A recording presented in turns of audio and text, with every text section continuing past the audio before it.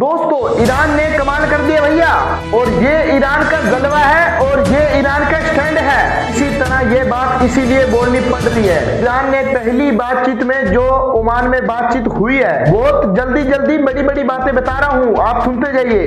दोस्तों ओमान के अंदर ईरान और अमेरिका के बीच डायरेक्ट बात हुई है, और तमाम बातचीत होने के बाद, और पहली बात ये तस्वीर देखिए, जिस तरीके से ईरान के विदेश मंत्री ओमान के अंदर हंसते हुए और मुस्कुराते हुए बात कर रहे हैं। आपको कहीं लग रहा है कि अमेरिका ने इतना दबाव डालने के बावजूद ही क्या इसके चेहरे पर कुछ फर्जीपन नजर आ रहा है?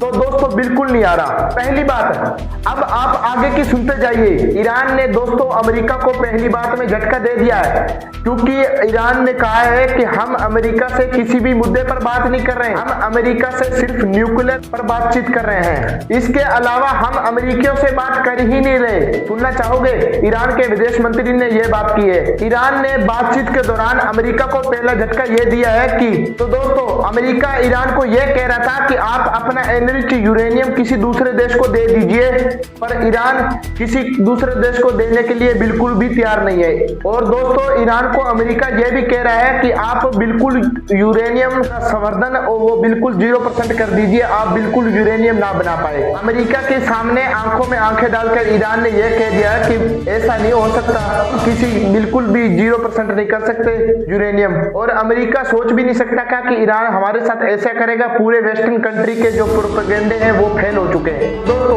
ईरान के विदेश मंत्री ने कहा है कि जो हमारी अमेरिका के साथ मीटिंग हुई है वो बिल्कुल ही कामयाब रही है, और ईरान के विदेश मंत्री कह रहे हैं कि ना ही हम झुके हैं अमेरिका के सामने, ना ही हम कोई प्रेशर में आए और ना ही अमेरिका के कोई हम दबाव में आए हैं। और बात पॉजिटिव रही है और पहले फेज की बातचीत अच्छी रही है, और बहुत जल्द डिस्कस किया जाएगा कि अब दूसरे फेज की बात कब की जाएगी। और उधर ईरान में कुछ दिनों से धमाके की जो घटना वो तेज हो चुकी है। ईरान में बहुत सारी जगहों पर धमाके हो रहे हैं और ईरान जो अंदर की बात है वो छुपा रहा है। तो दोस्तों ईरान की तरफ कहा जा रहा है कि पहले तेल का जो भंडार था वहां पर एक पहले धमाका हुआ, फिर वहां पर बहुत ज्यादा आग लग गई, और इस आग को ईरान ने बहुत जल्दी ही कंट्रोल कर लिया है। उधर अमेरिका ने यह चेतावनी दी है कि ईरान के अंदर जो अमेरिका के नागरिक रह रहे हैं उनको यह कहा गया है कि जल्द से जल्द ईरान छोड़कर आप निकल जाएं, जितना जल्दी हो सके ईरान छोड़कर निकल जाएं, क्योंकि अमेरिका ने यह चेतावनी जारी कर दी है और कोई भी सरकारी मदद नहीं आ पाएगी,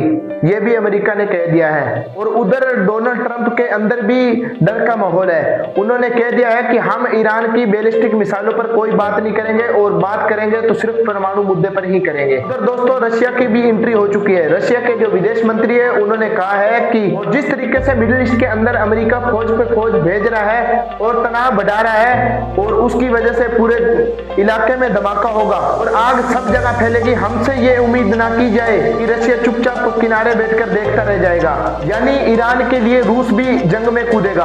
और उधर दोस्तों ईरान ने खुर्रम 4 मिसाइल, बैलिस्टिक मिसाइल जो ईरान की सबसे ताकतवर, उसको भी अमेरिका के खिलाफ तैनात कर दिया है। और जो ईरान ने अभी तक उस मिसाइल का टेस्ट नहीं किया, ईरान का कहना है कि अगर टेस्ट करेंगे तो सीधा दुश्मन पर ही करेंगे। उधर इजराइल ने यह कहा है कि ईरान की बैलिस्टिक मिसाइल पर पाबंदी जरूर होनी चाहिए, अगर पाबंदी नहीं होती तो हम ईरान के ऊपर डायरेक्ट हमला कर देंगे, ये इजराइल का कहना है। देखते हैं आज की रिपोर्ट के लिए बस इतना ही। अब देखते हैं आगे वाला अपडेट मैं आपको कल दूंगा, और जितना हो सके मेरे चैनल को लाइक करें और सब्सक्राइब करें।